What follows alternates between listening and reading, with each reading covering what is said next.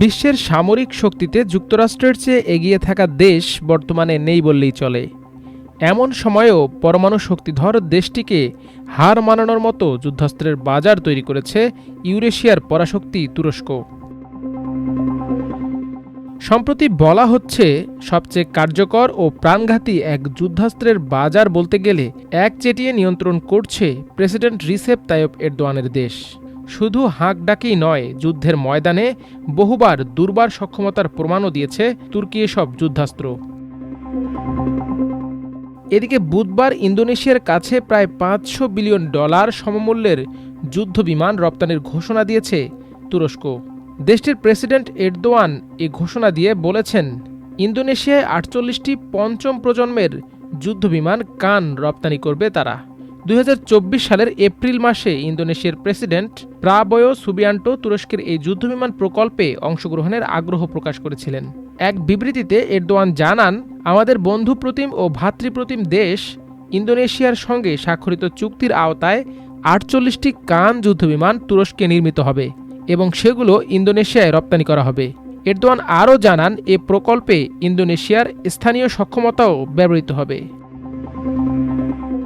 তুরস্কের গণমাধ্যম ডেইলি সাবা সূত্রে জানা গেছে, এই চুক্তি স্বাক্ষর হয়েছে তুরস্কের বিমান প্রযুক্তি কোম্পানি, তুর্কি মহাকাশ ও বিমান প্রযুক্তি শিল্প প্রতিষ্ঠান TAI এবং ইন্দোনেশিয়ার সংশ্লিষ্ট কর্তৃপক্ষের মধ্যে। চুক্তিটি ইন্দোনেশিয়ার রাজধানী জাকার্তায় অনুষ্ঠিত এশিয়া প্যাসিফিক অঞ্চলের সবচেয়ে বড় প্রতিরক্ষা মেলা ইন্দো ডিফেন্স 2025-এর ফাঁকে স্বাক্ষরিত হয়। কান তুরস্কের নিজস্ব প্রযুক্তিতে তৈরি একটি পঞ্চম প্রজন্মের যুদ্ধবিমান।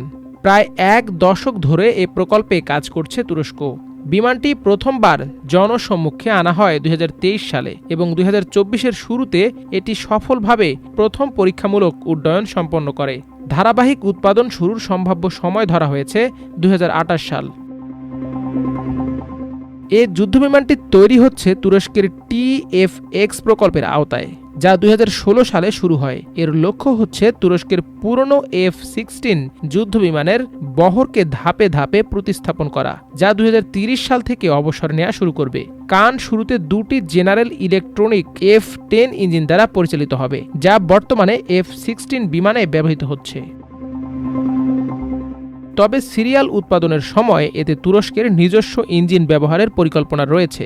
বিমানটি উচ্চ গতির সুপারসোনিক গতিসম্পন্ন এবং এটি আকাশ থেকে আকাশে লড়াই ও নির্ভুল হামলার জন্য অভ্যন্তরীণ অস্ত্র বহনের সক্ষমতা রাখে। এতে কৃত্রিম বুদ্ধিমত্তা ও নিউরাল নেটওয়ার্ক প্রযুক্তির সংযোজন থাকবে, যা যুদ্ধের সময় সিদ্ধান্ত গ্রহণে সহায়ক হবে এবং যুদ্ধ ক্ষমতা বহু গুণে বাড়াবে। দেশটির সামরিক বাহিনী ন্যাটো জোটের মধ্যে দ্বিতীয় বৃহত্তম। এছাড়াও ড্রোন প্রযুক্তিতে দেশটি বেশ শক্তিশালী।